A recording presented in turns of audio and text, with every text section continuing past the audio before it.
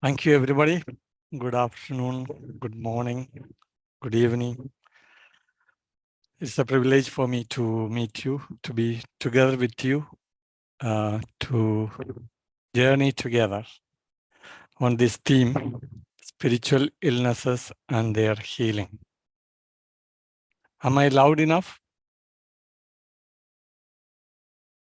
Yes, you Yes. are. We can hear you. Yes. So Yes, let's Father. begin with the word of God.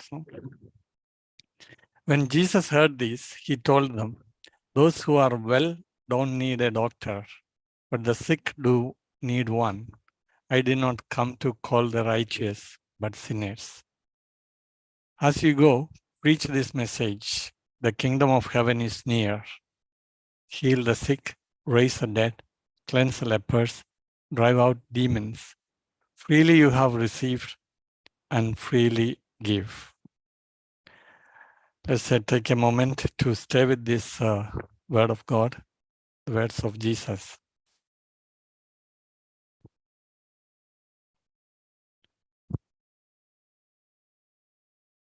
And let's say this prayer. One of you was asked to read this, please. God our Father, you created all things good and made humans in your image and likeness. But we humans have fallen short of your dream for us. You sent your Son to restore us to our authentic beauty and dignity. Grant us, Lord, healing and wholeness by the working of the Holy Spirit in us, and transform our lives to become a healing presence in the lives of our brothers and sisters. Amen. Amen.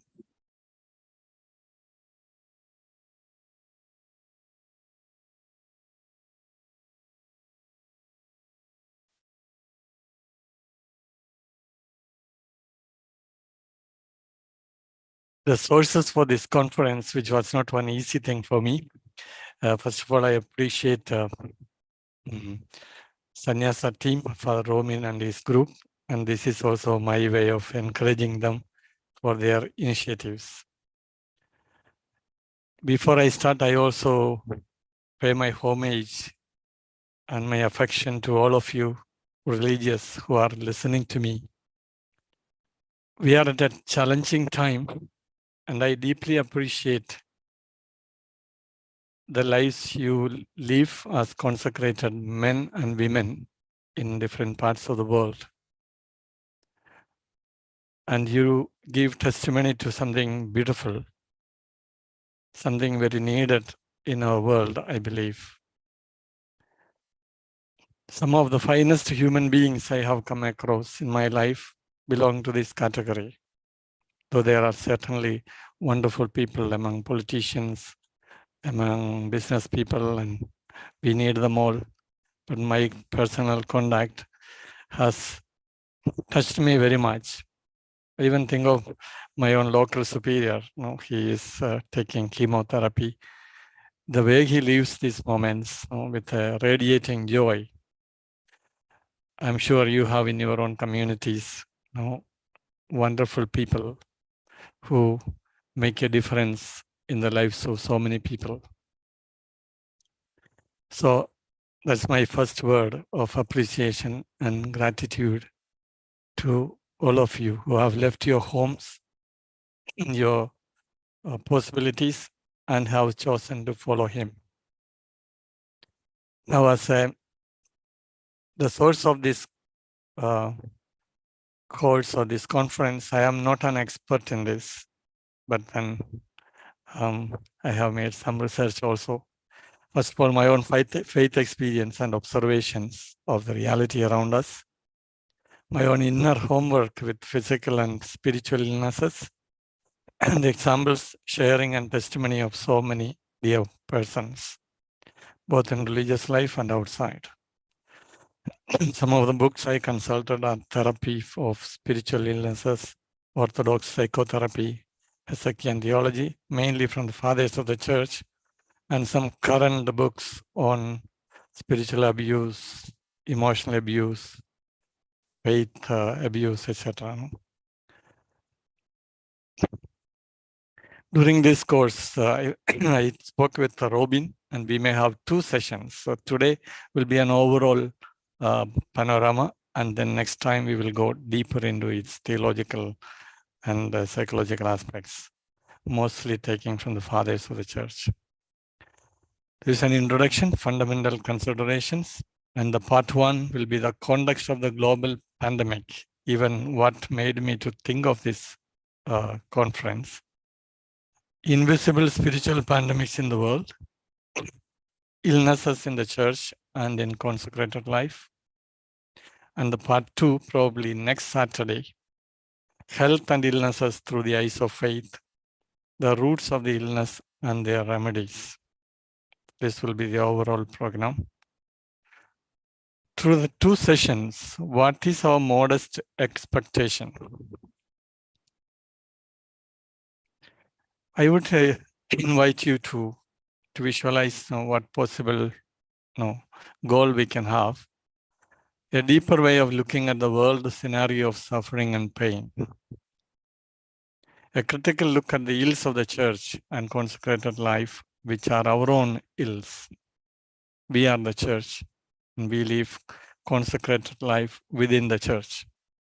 To be aware of the dynamics of health and illness in our own human nature. We are not speaking something outside of us. Discover the figure of Jesus, the doctor, who has come to heal and deify us. The method, whole person learning. So I would invite you to engage your own critical thinking and reflection to gain insights. Use your own imagination and feelings to be grounded in the real issues. I will be showing images and give examples. They are not to denigrate anybody.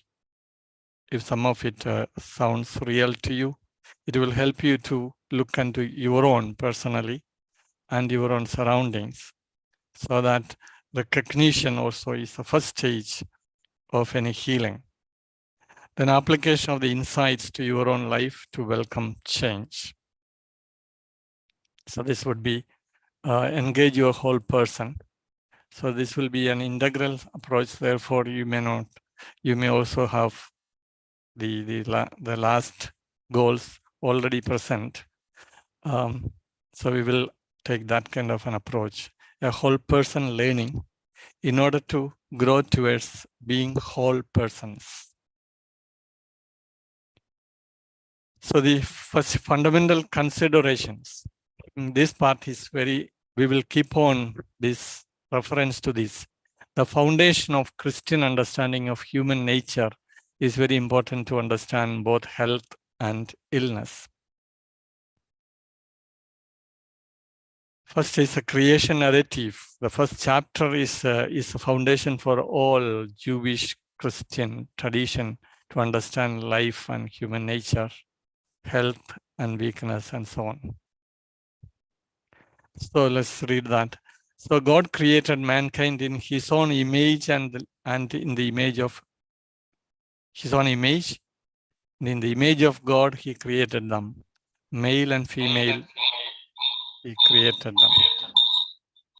So this image and likeness of God, that is central to our understanding of who we are.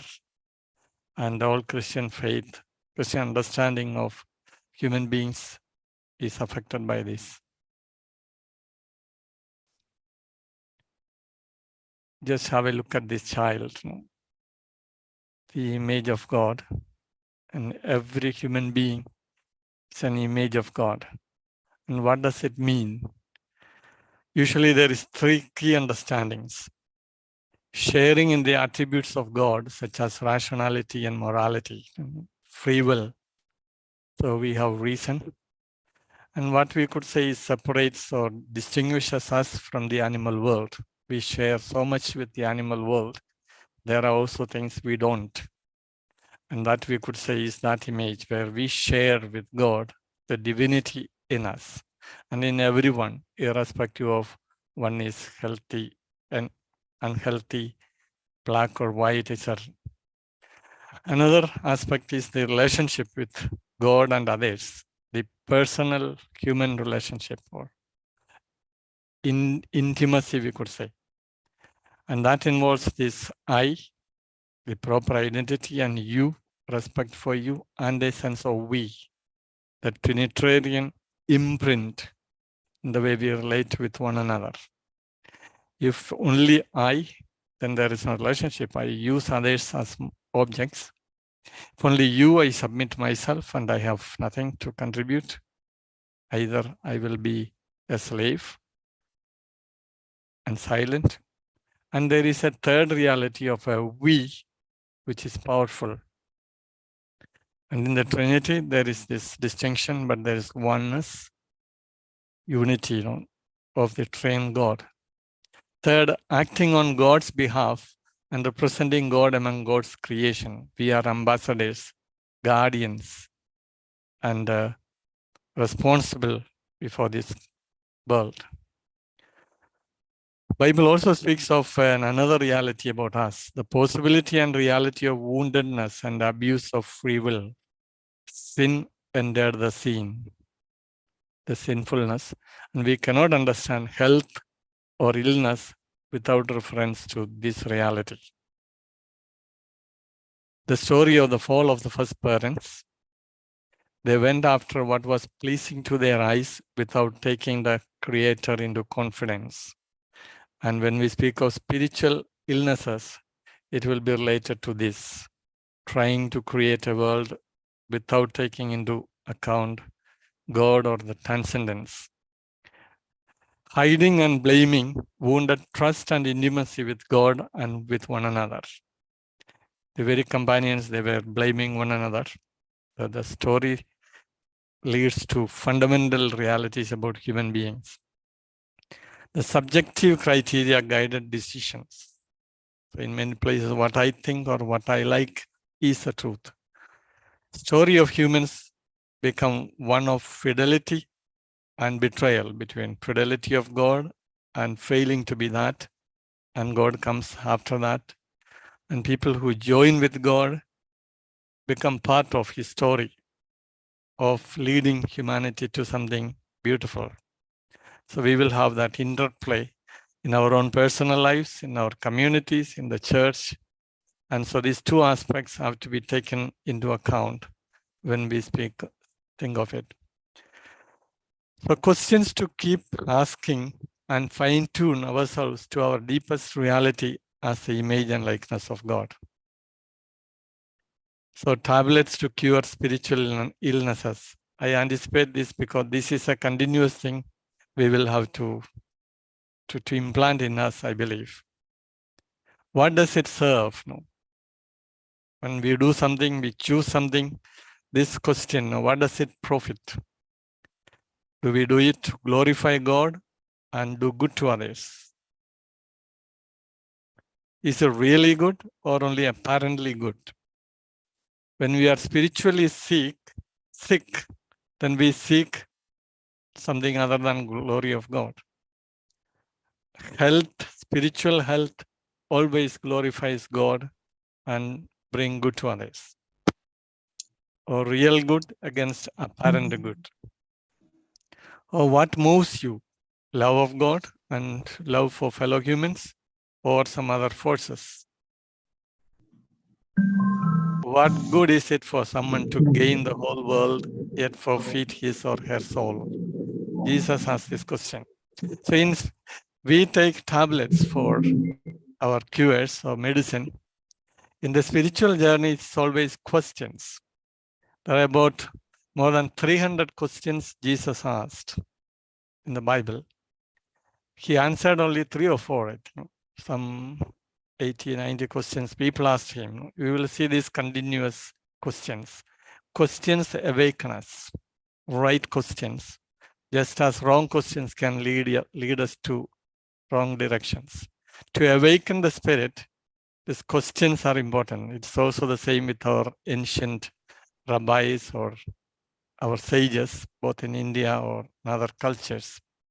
This way, the tablet for any spiritual illness is to ask the right questions or discerning questions. We will keep this question time and again to return during this conference. Now, a second fundamental is the universal, fundamental rights of the people. The Universal Declaration of Human Rights. I believe that a best interpretation of this biblical foundation of image and likeness is in the Universal Declaration of Human Rights. Let us see a few. The preamble. Whereas recognition of the inherent dignity and of the equal and inalienable rights of all members of the human family is the foundation of freedom, justice, and peace in the world. So we speak when health or ill health, we don't speak only of us, our communities, the church, also of the whole humanity. And this foundation is this dignity and right of all human beings, freedom, justice, and peace. The first article, all human beings are born free and equal in dignity and rights. They are endowed with reason and conscience and should act towards one another in a spirit of brotherhood. So again, this is very funny. Each person is born with dignity. This picture will appear, that little child, in order to remind us of the dignity of every person. So our journey together on this planet, I have put this picture of the United Nations Plenary Council's assembly. So a place where people can come together on equal times, though it is far from perfect. So there is this reality. We are blessed with the diversity and everything is interconnected. How do we weave together all the diversities and live in unity? Do we respect the dignity and rights due to each person and group? Do we give due space to the most vulnerable in the group and listen to their voice? How do we support one another to live a dignified life and realize the higher purpose of life, one's mission on earth? You may wonder why you should bring in this United Nations or the whole big picture. Health necessarily involves the health of all. And later we will see when sickly humanity brings also a sickly planet, a sickly world. So founder on this dignity, which is based on the image and likeness of God. Health is to live according to that. And ill health or spiritual weakness would be far away from that. And so every human being have this question, the why of it, the purpose of life. Tuning oneself to one's purpose is important to be spiritually healthy and to also have psychological and physical health. These are interconnected. So the dynamics of health and illness, the WHO gives this definition.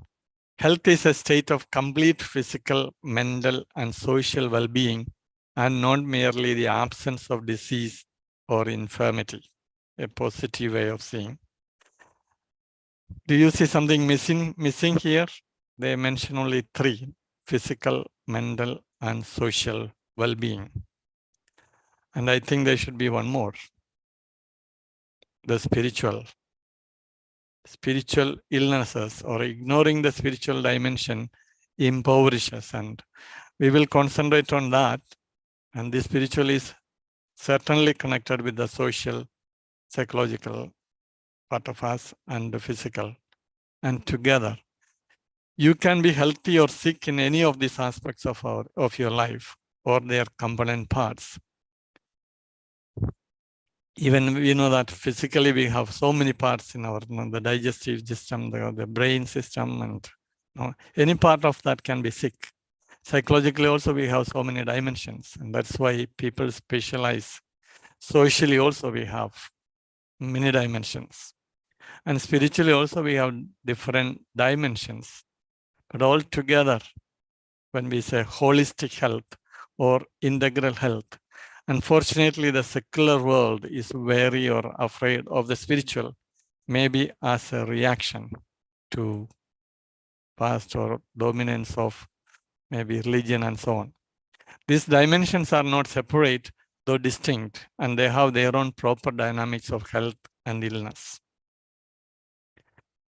Then the three factors in getting infected. This is from the nurses or doctors. If you are attending, in your class, you may have these things. I apply that also to the spiritual side. You know that the susceptible host, the internal condition of the person, it's lack of discipline, mundane values, etc., lack of catechesis. Many internal realities can make you easily susceptible to spiritual illnesses. Then there are the social condition, the community or the society that can either favor a healthy living of our vocations or an unhealthy, a sick community life or sick community, or a sick congregation which doesn't value, is after finance or worried only about its physical conditions and or money. We are already creating a condition where we can be spiritually sick, even if materially well-being. Sometimes we say a congregation doesn't suffer for the lack of money. Maybe excessive money and abuse of material wealth has killed congregations. And the type of viruses that can also enter and do harm to us. Health and ill-being, either ego-syndonic or ego-dystonic, and the responsibility for one's own health. Ego-syndonic, you are aware of and accept your state of well-being or ill-being. Ego-dystonic, you are unaware of your state of being, and anything going wrong is projected onto the outside. This is why when some of the sicknesses, spiritual sicknesses, we blame others, the community or superiors are the cause of my trouble. Now, one is unaware that the trouble is oneself. And so we have seen people changing communities one after the other, doesn't solve the problem. Then the question of responsible or irresponsible. Somebody who is not taking care of one's own health, spiritual or physical, and then afterwards getting sick and then offering that to the souls of purgatory doesn't bring any salvation to anyone. One of the ways to love our congregation or love our vocation is to take care of our integral health, both physical, to engage or recruit our body in our missionary work, and to have a psychological well-being than getting burned out, and certainly spiritually rooted.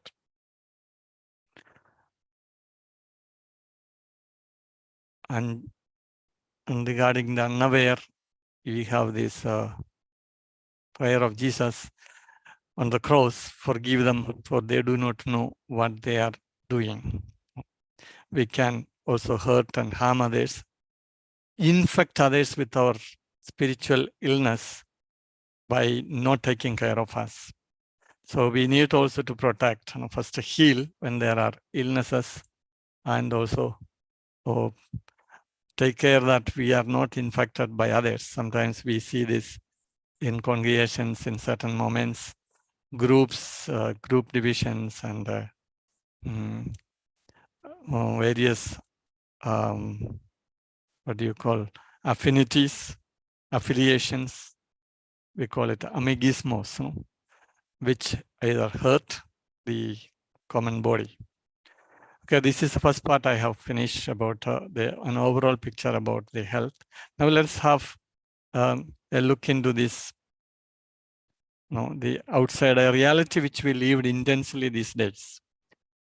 The whole reflection of these illnesses, I began with it by living this pandemic time very intensely. And as superiors, we do feel very much involved, engaged when clericians or in your congregation, your sisters or brothers are sick. We face the historic COVID pandemic crisis.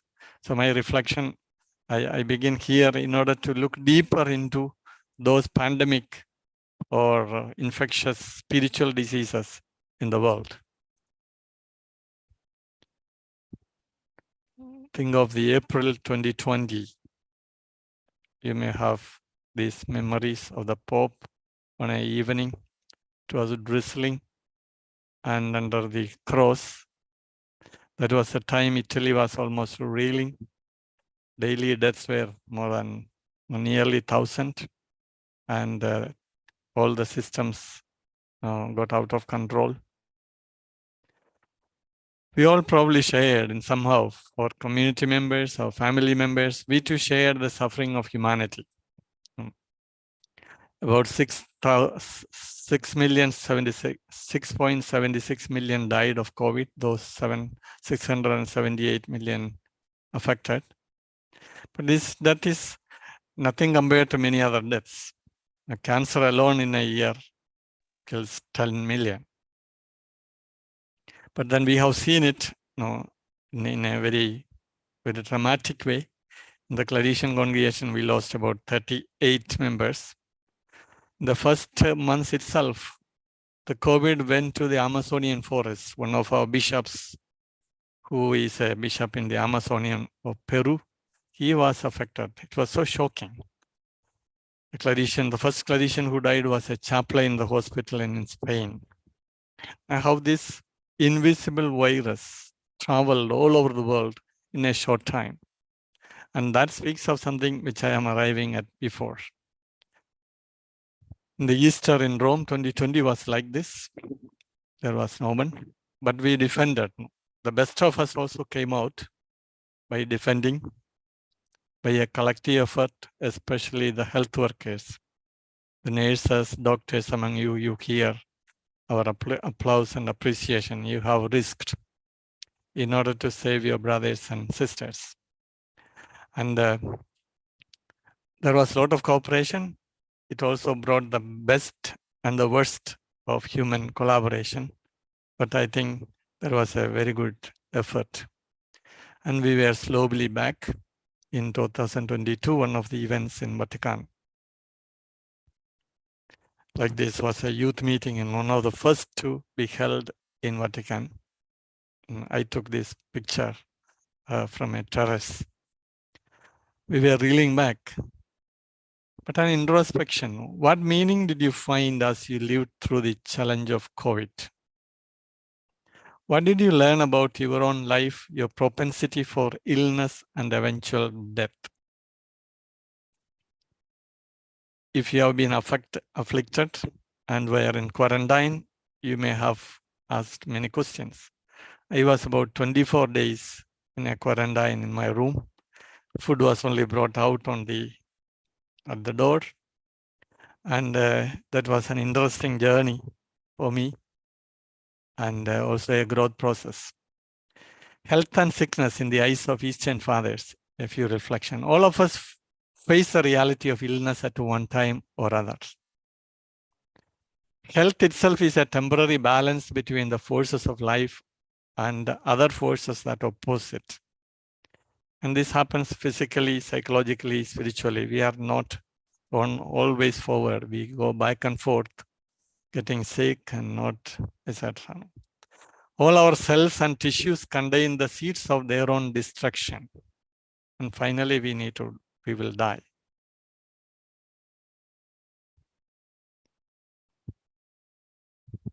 Health and biological life are not goods that we can hold on forever.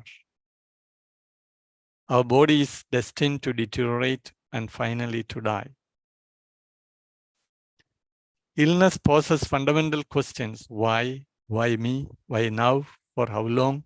What is to become of me? And illness forces us to assume a spiritual struggle that involves our whole being and destiny. So I was bringing in all, both physical, psychological, spiritual, because we are one. We cannot differentiate. We cannot separate. And when we encounter the death of the dear ones, it almost strikes us very much.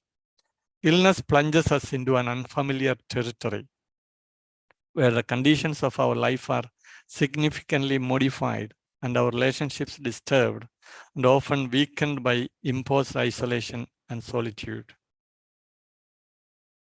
Medical progress has not eliminated the fundamental questions illness raises in our life, isn't it? Illness takes us to the sacred ground where we may discover many hidden treasures of life. This is the same with psychological and also spiritual illnesses or sins. They are an occasion if we take a step back in order to bring the best of us. So illness and wellness is a continuum which we may have to struggle with. Often we are unaware in our comfort zone when we are healthy, when we are young. As we face challenges, we also become aware, or we need to become aware of the illnesses developing, the dynamics of illness, both physically, socially, spiritually. Also the dynamics of well-being. Take care of ours and our communities and our church and our world's well-being. If not, we enter into premature death or destruction, and in a social thing, political collapse, anarchy, dysfunctional communities and families. We see that very much. Some of the families is hell-like in the way relationships are managed. There can also be healthy and joyful, well-functioning families, communities. This can happen. We need to take care of the processes that lead to well-being. But when illness happens, it has also lessons to offer us.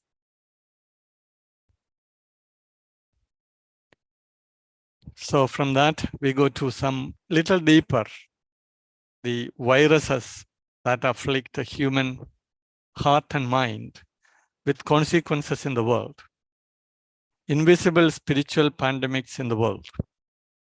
The spiritual viruses of our time. Could it be that the pandemic and its rapidly spreading and multiplying variants are a visible manifestation of the invisible and more pernicious viruses afflicting the mental and spiritual realms?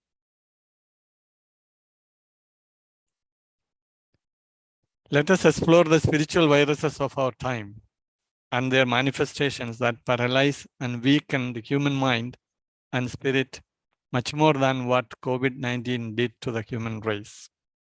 Maybe this is for me one of the fundamental eye-opener for me, reflecting on the pandemic and its own structure into the other structures.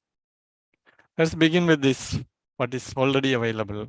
Even during the COVID-19, we faced a different kind of pandemic. The Ukraine war, already between 200 to 300,000 casualties and 8,000 civilian deaths.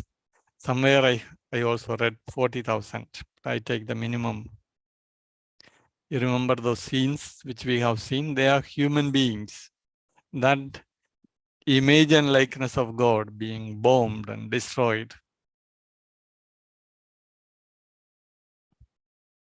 The inability of humans to settle differences in healthy ways caused a lot to humanity and the planet. It's not just Russia and Ukraine. Its consequences went everywhere. Now in Europe, generally, heating is costly. We are reducing the heating time. And then petrol and many others. The cost of living. The world needs spiritual healing and spiritual doctors, not only for us religious, no. In dealing with issues, human issues. I am bringing these reflections because we are part of this humanity, and the same things in their many forms are also present in us. And the cost is very high to human beings who are the image and likeness of God. Russia already spent 82 billion in November. 45 million people in Ukraine, about 6.8 million left Ukraine, therefore a burden for others. 6.6 displaced, and the amount of human suffering caused by an inability to talk or a condition in the world. My point is not to blame Putin or Zelensky, but a situation of health in our human relationships where we can manage and then spend the energy for reaching out to the weak in a more healthy ways. When human mind, heart, and will are infected, peace building is nearly impossible. Freedom, justice, and peace, which we spoke. Deaths from revolutions and wars in the 20th century, and how the dignity of the human person, the image and likeness, has been celebrating it. The World War first 20 million deaths. Russian Soviet state 61 million. Chinese Communist state 35 million. They are killed in order to establish a new possibility of fraternity, freedom, and so on. 40 million died of famine when the agriculture change was made. And then single farmers were eliminated. And many died of famine, just not having things, because they were not allowed to cultivate. Nazi regime, 20 million. North Korea, etc., 4 million. World War II, 60 million. And then the wounded. Just because we humans does not know, we are sick in our psyche and spirit that we are unable to enter into conversations and settle that is profitable to all. Because in a war, everybody loses. And the total major conflicts in the last century was 241 million people. Just feel the enormity of this. The top 10 military spenders in the world and this expenditure, in this struggle, just because we are afraid of one another, human beings, one country against other, we naturally spend time not to build relationships, but to protect by having better weapons. United States about $778 billion. Next is China and United Kingdom and India has 72 billion, etc. Just to have a picture. And these are all spent on arms, sophisticated arms that can kill, destroy, not to build. And the trade, one of the biggest business in the world is arms trade.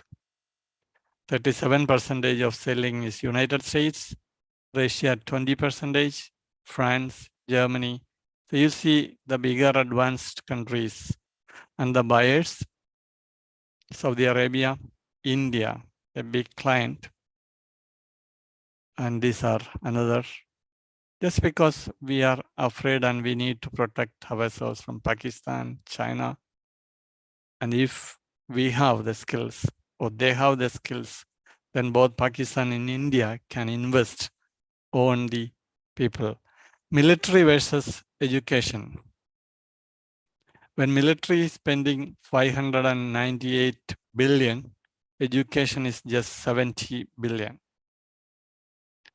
And it is said if the whole world stopped spending money on the military for just 8 days, we could provide 12 years of free quality education to every child in this planet. Again, think of, are we not sick spiritually and psychologically? The collapse of governance in many countries, law and order in the hands of bandits and rebels.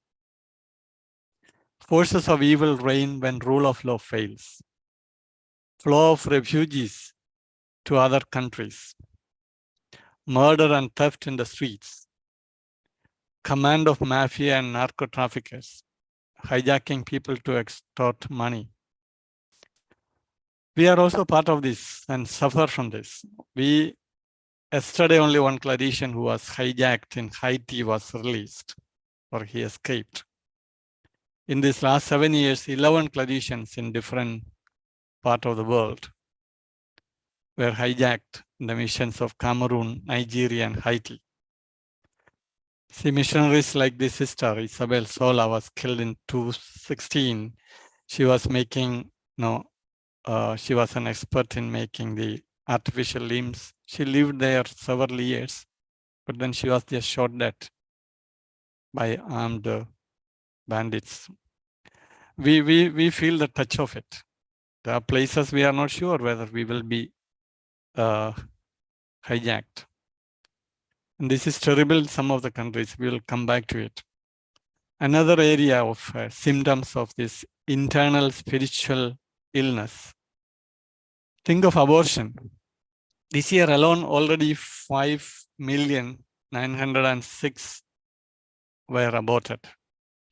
3,000 daily, even US alone. WHO says every year about 73 million people are aborted. 6 out of 10 unintended and 3 out of 10 of all pregnancies aborted. 6 out of unintended pregnancies and 3 out of all pregnancies. Whether the fetus in the womb is a human person and if it has a right to live hangs on the spiritual health and political alliance of legislators. And we see this in the many countries. And the human person, the image and likeness of God, inalienable dignity and right of every person in this planet. And we see the ideologies and what is the future. Are we not sick so that we do not see? Human trafficking. Women, children, and men are trafficked into many different forms of labor and for sexual exploitation. 25 million forced labor, 5 million victims of sexual exploitation worldwide, even in 2016 alone. Now, with all this positive side of conscientization and efforts of so many NGOs, the rate is coming down. Asia tops the list or topped the list in the past. India alone had 14 million, China 3.2, and Pakistan 2.1 million. And the rate of people, mostly women, and then 23% men, 18 and 17 boys and girls. In India, 3 million sex workers, of whom 40% are trafficked as children under age 16. In Thailand, about 800,000 child sex workers identified in 2004. Sri Lanka, 40,000. Think of them, they are God's image and likeness. Out of 10 people, 5 women and 2 children in this, the trafficking, 64% of women for sexual exploitation.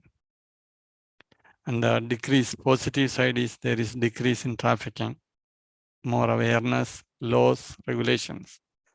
But the whole business involved in that comes from a sick spiritual humanity. And the various caprices, in chat room, just for what is happening in the world, and we speak of various kind of lures and adolescent children are being lured. Here is a talk, it was in one of the Jesuit Facebooks where people are saved. Here's a girl is chatting with a man. Hey, you sound real cute. How old are you? And what do you like doing after school? And the man is chatting back. I am 14 and a bit of a fitness fanatic. I often go powerlifting after school. How much of cheating happens, Profiting from human misery, the amount of money, about 43.2 billion in forced labor, savings, domestic servitude, 8 million, 99 billion business in sexual exploitation. Sexual abuse of minors. UNICEF says at least 120 million girls under the age of 20 perpetrators are someone they knew in the family, neighborhood, etc. 1 in 4 girls and 1 in 6 boys abused before 18 years of old. 96 of abusers are men and 76 are married men. 76% 8 are adults. Family members, 50% of abuses of children under age 6 and 23% of abuses children 12 to 17 years. The inability to see the image and likeness of God in that human person, especially the small ones. Porn consumption of pleasure a click away.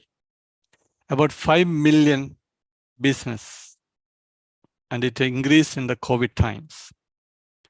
46 to 74% of men and 16 to 41% of women are active users of pornography.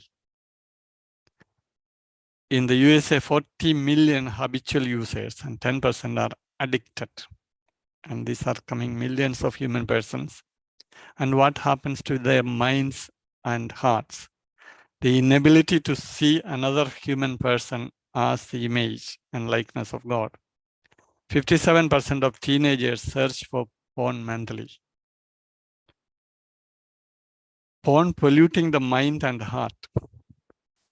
51% of male students and 30% of females first viewed porn before adolescence. Already the small ones are unable to see another person as a person.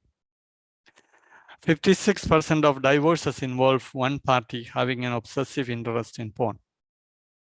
68 involve one of the parties meeting a new lover through the internet. Drug abuse, substance responsible for 11.4 million paradise on pills. Over 350,000 deaths due to alcohol overuse and illicit drug use every year. More than half of them below 50 years. Over 2% of world population has a problem of alcohol or illicit drug addiction from WHO. What kind of pathology moves humans to pray over their own fellow humans? Are they merely physical or psychological? I just wanted you to see that we are not just physical. The pandemic virus is a thing that afflicted us. We faced it, but there are other deeper viruses afflicting human mind and heart, and the consequences are in some of the things which we have said it. Now I invite you to see we are part of this world, afflicted or affected humanity, and let's look into the church. Spiritual illnesses in the church and consecrated life. The virus of division and schism. Let us see a few examples. Schism after Second Vatican Council, Archbishop Marcel Lefebvre in 74. He declared in 1974, there was a group, maybe two Vatican people went, and then they made some kind of, I think they overrated the changes, accommodation, and they got frightened and so on. There was a reaction. We refuse and have always refused to follow the Rome of neo-modernist and neo-Protestant tendencies, which were clearly evident in the Second Vatican Council, and after the Council in all the reforms which issued from it. All these reforms indeed have contributed and are still contributing to the destruction of the church, to the ruin of the priesthood. And that's why they tried to save the Catholic Church by going away the old Catholics under Lefebvre, and they have there's a small faction, mostly I think France, Switzerland, this is in Switzerland, and our Benedict tried to reunify them. And because as they thought Vatican is leading the church, it was not. They exaggerated, or some of the enthusiasts presented it, and they got panic. And then there we have a schismatic church after the The inability to converse, seek together what is good, led to that. You may have heard of a Palmarian church in Spain. I just happen to know that because in our archive, there was a name of a clerician who was a choir person who he left us and joined them and so on. So it went to my curiosity, and I came to know that.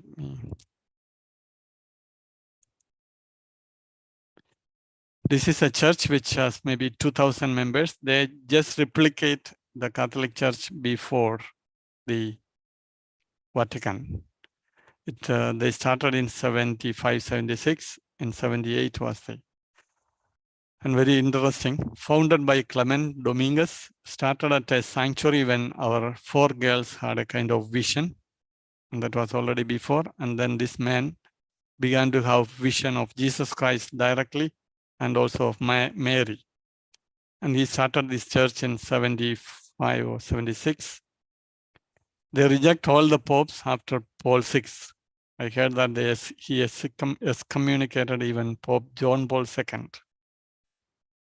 Dominguez made himself Pope, claiming to be anointed by Christ himself. It happened in Bogota in 78. He came back, and this man, they did a lot of funny things. They tried to get the help of the previous, our Lefebvre, and Lefebvre did not want to associate with them. He suggested the name of a Vietnamese bishop, a papal legate who was ousted from the country. And then that man was convinced by them that this is a real vision of Jesus. And so he came, and this Dominguez was a layman. He was ordained priest together with 4 others, and they were all made bishops. And then he started having vision, and then the Vatican has actually pushed them out because they were not following the Catholic Church. Then he had this vision of Jesus making him Pope as a continuity. And so he said the other Pope, John Paul II, is schismatic. And the next Pope, Peter, and they were canonized so many, like Franco. And then the next Pope was Peter II, and the third one was one commander. These people have something in them. He took the name Pope Gregory VIII, but then he left in 2016 because he married a lover and left. That was a betrayal, he said, of this financial. A lot of rich people gave them money and they built that church. The new Pope is Peter III, is now in power. I invite you to see a video that may give you, sorry.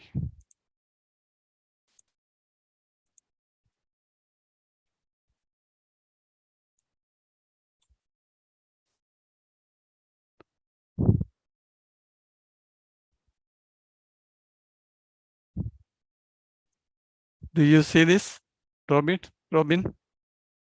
Yes, Father. Yeah. Just have a look at this. Is a church in Spain.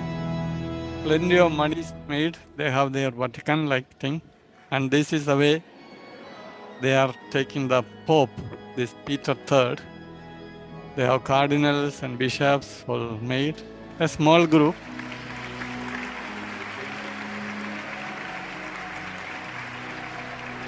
They had no contact with the outside world, and they prohibited people to have contact with others. No smoking, no movies, no newspaper, etc.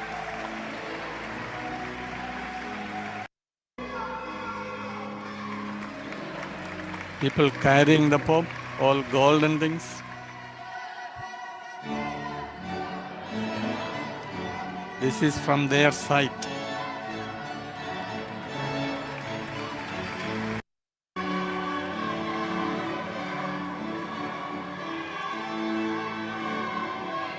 The way they were treating.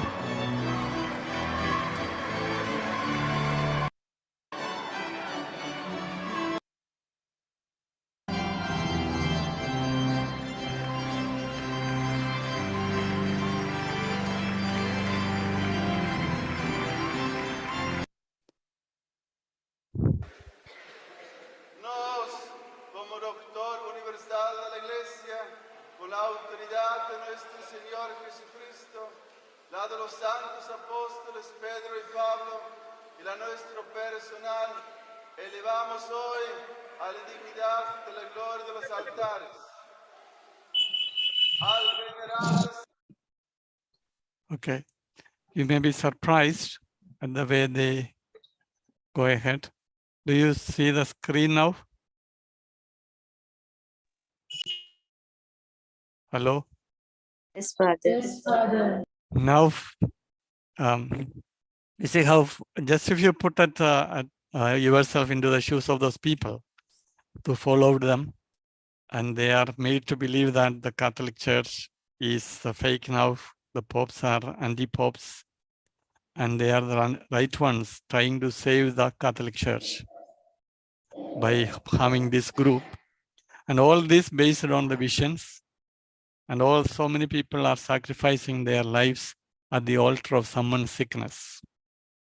And there are a lot of funny things regarding, but they spend money, people give contributions, and they have built a small 2,000 people church. There are a lot of such things. Now coming to the Catholic Church, within the church, again the virus of regionalism.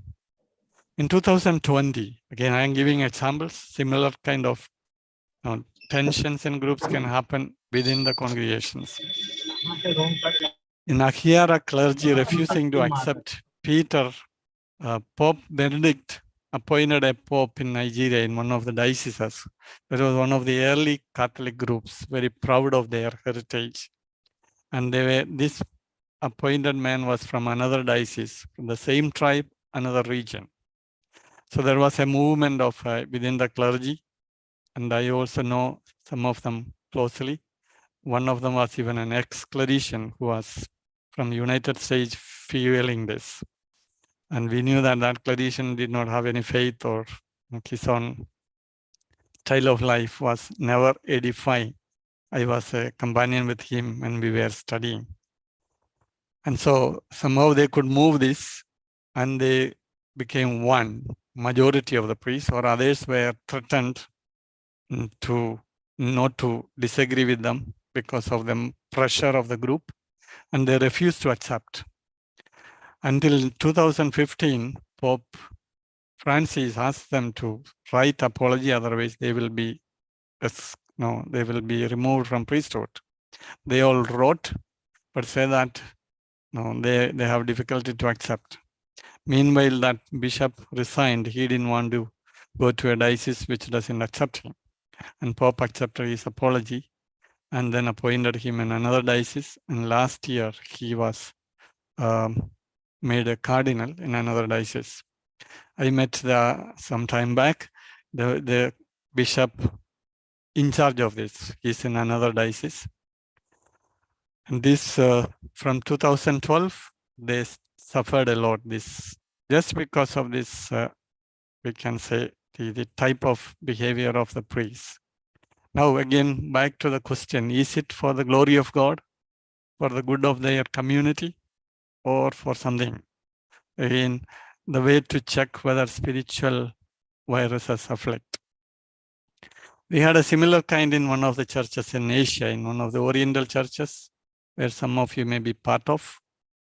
The sick patterns of resistance, a trade union style, no dialogue or discernment, no freedom to disagree. Priests who disagree are somehow either threatened, kept away, and so on. Threat and physical violence, denigration of authorities, not reading circulars in the church by the superiors. I had an occasion where I was to celebrate a mass for a baptism, and I was not allowed. So we just had the baptism. So the question is of freedom, open search for what is good, burning of effigies of the bishops, marathon masses, mobilizing people to protest, threat of fasting unto death for the glory of God, for the good of the church community. Post-truth dynamics, a lot of lies being told and retold, and people believed that all the traditions are going to be destroyed, etc. Something we see in front of our own eyes. Public declarations not to obey the ordinances of the superiors. I was shocked when a group of priests made a public promise not to obey their legitimate superiors. Contrary to their public promise during their ordination that they will, and to reach out to that level is also a sickness, spiritual sickness or not. And the honest search for what God wants, for the glory of God, for the good of the community, to building up of the church, these are all the questions we ask. Spiritually sick pastors, going back to the fathers.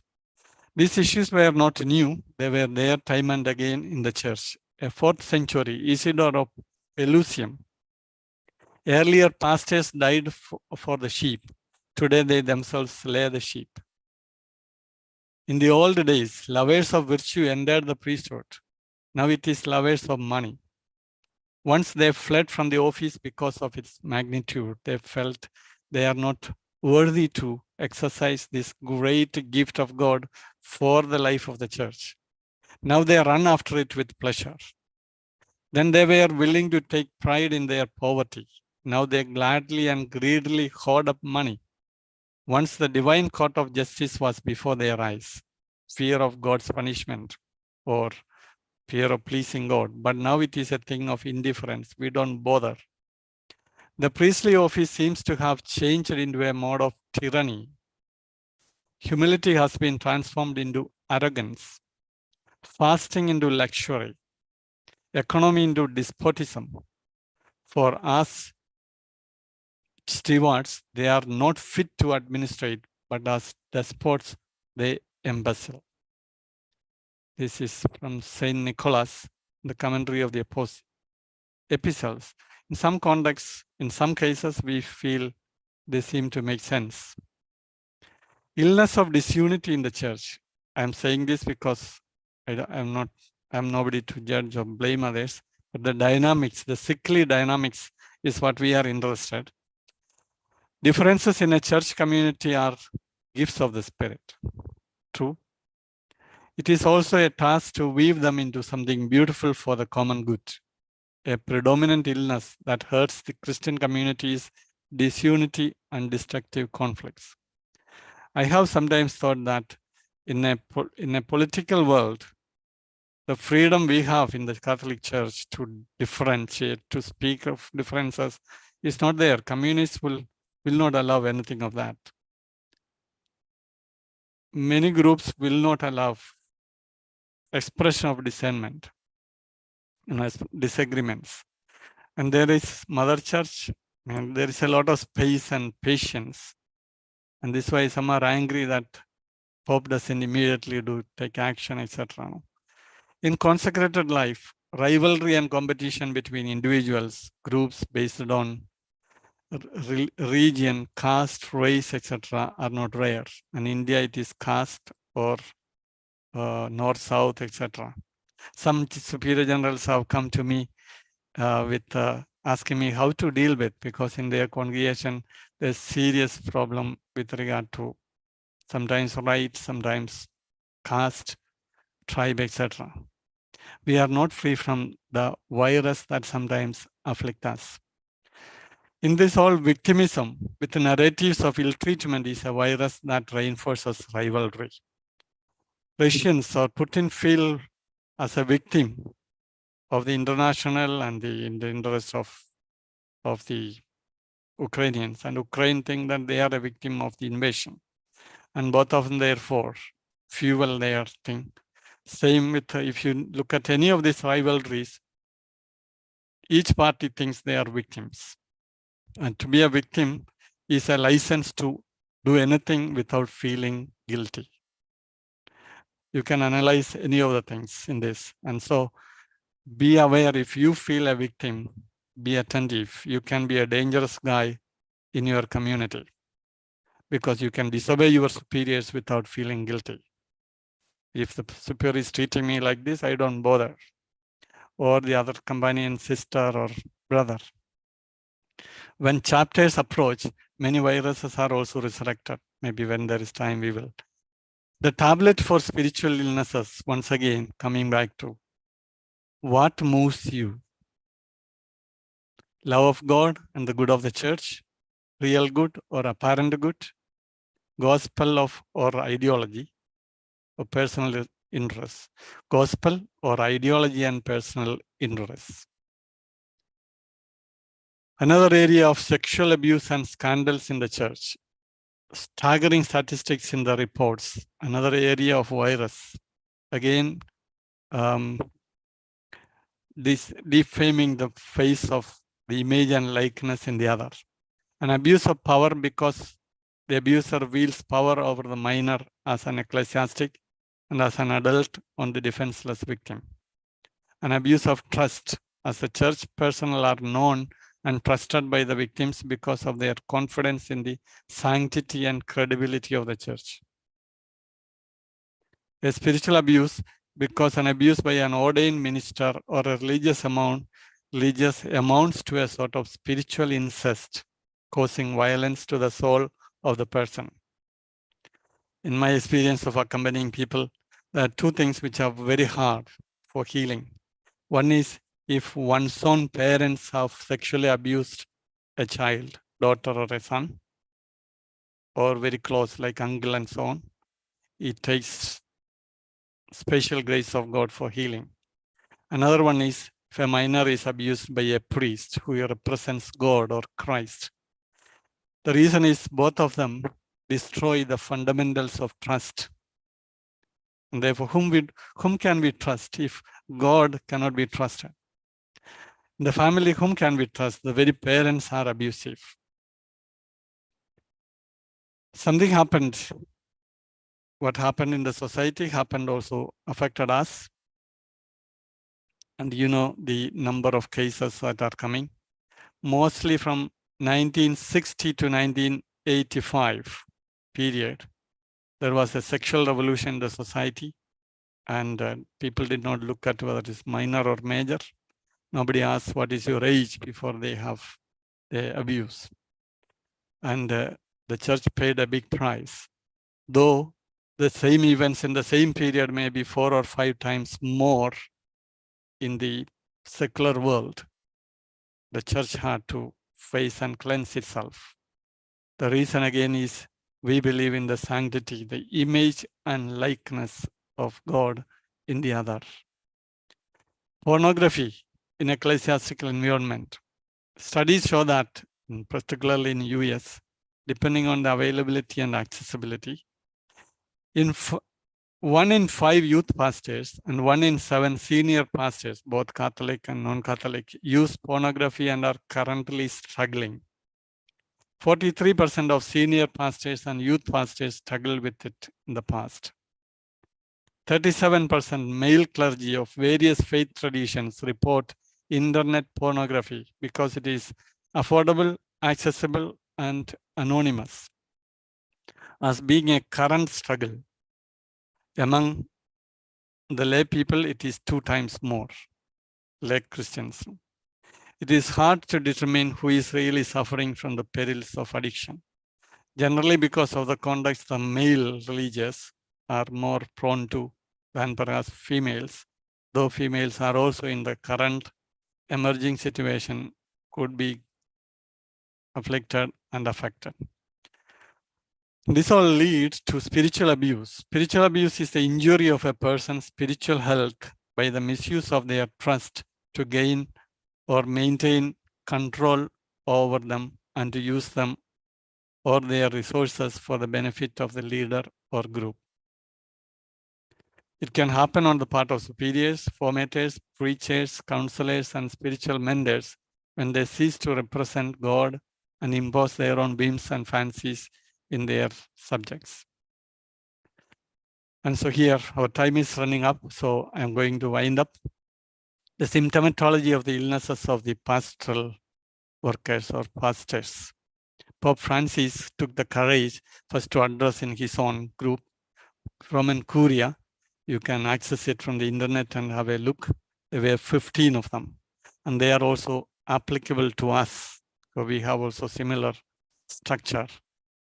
The disease of thinking immortal, I'm just a disease called Martha complex activism, spiritual petrification, functionalism, poor coordination and teamwork, not symphony, but cacophony. We people work very hard, but to weave together and work together costs a lot, especially for men, perhaps more than women. Spiritual Alzheimer's disease, forgetting the first love, vain glory, existential schizophrenia, double life, gossiping, grumbling, idolizing superiors, indifference to others, funeral face, melancholy. We need to be joyful people, hoarding, accumulate material things, disease of close circles, cliches, groupisms, worldly profit, or forms of self-exhibition. 15. Evangelii Gaudium also says from number 76 and 109. I just skip it.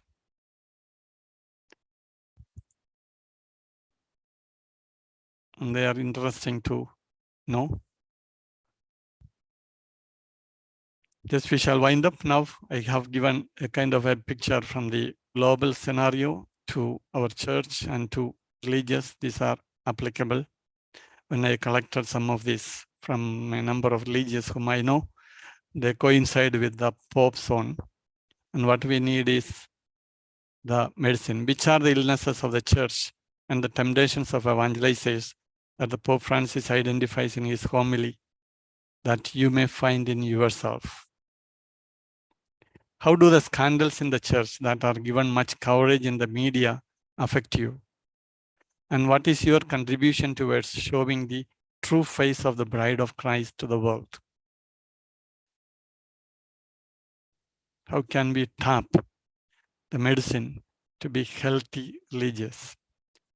Towards healing and deification, Jesus came to heal humanity of its various infirmities, healing in Christ's person the entire humanity which he assumed, restoration of humanity to its original health.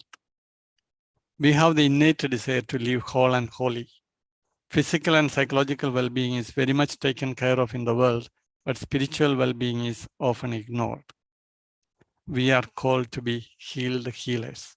As followers of the Lord, then we need to attend to our own illnesses and experiencing the freedom and joy of living in Christ, the image of God. We can also be transmitters of that. Just as viruses in a short time has afflicted, the good things also need to be, has also the similar, the process of building communities, starting with us, our communities, our congregation. That is the process of health. So what would be the generative question? Why suffering and pain? Or how to suffer with Christ and bear witness to the joy of the gospel through our illnesses? To be ill is not a terrible thing. It's an opportunity to discover and put in march the processes of growth and grace in us consciously. The witnesses of many concepts, we will leave that. And we have beautiful examples. This sister was killed in Haiti last year. She was named the angel of street children. The courage to be in a place where nobody would like to go is dangerous. And to be that sign needs this spiritual health. Missioning in the midst of lawlessness. I like to say a small story. With that I conclude. A story of a few of Claretians in Cameroon, when a part of the place was very much lawless and they were doing a harm, and in the parish people had to run away and hide in the bushes, and they were hungry, and our group of our brothers went with food and so on to there in order to distribute. They were risking it. 5 of them were caught and they were made naked, they were beaten up. I don't say here all that has happened, and they were ready to die. Thank God they were saved, and they wrote to me. I asked them to write what happened, and we accompanied them, of course. But their testimony touched me very much. There is this power in us, and I just show you something of their, a bit part of their testimony. They said, when we reached the bush, they beat us. They caught them and took them to the bush and asked us to remove our dresses and be naked. We received beatings with the side of machete on our back and our buttocks. It was so painful.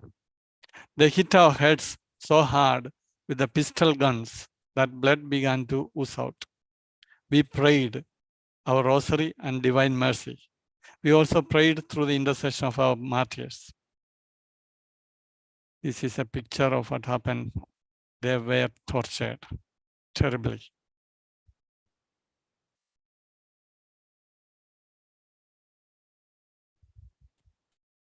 At 3 a.m. was the greatest part of our passion. More than 10 Amazonian soldiers came and beat us with everything: machetes, guns, military belt, sticks, and the hand from 3 to 5 a.m. At 5 a.m., we begged them to give us time to make our last prayers. This was a time we were almost feeling abandoned by God. We did not know what to pray for. We knew we were going to be killed, and we each asked ourselves to say our last words and last prayers. We had time to reflect on our sins, and the two priests gave absolution to all of us present. One of them was a student, and he made also perpetual vows conditionally. We were just doing things knowing we were to die. We are glad to have experienced what the martyrs experienced. The beatings we had left so many wounds on our bodies: eye, head, feet, back, buttocks. Some of these wounds, when they heal, will leave scars to remind us of the nightmare. Above all, our hearts have been wounded. We really feel bad about it. The challenge is how to talk like Jesus: forgive them. We forgive. This is the only option we have, and we accept to forgive. One thing is certain: we were impelled by the love of Christ to go to the missions.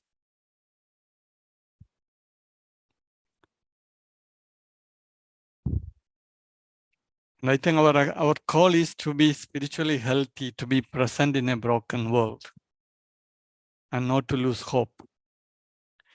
It can be within our own, maybe infected communities, infected society.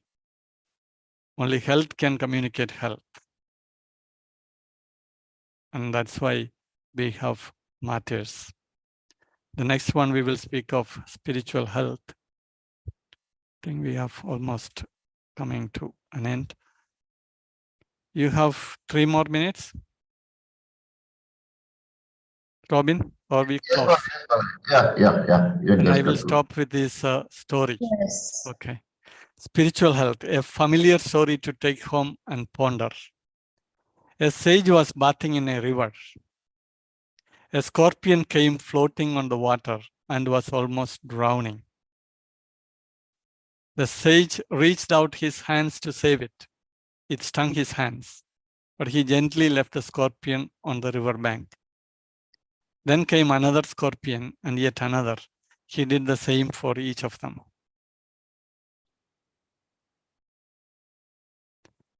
The astonished disciples shouted aloud, "Master, you are trying to save them, but these ungrateful creatures sting you.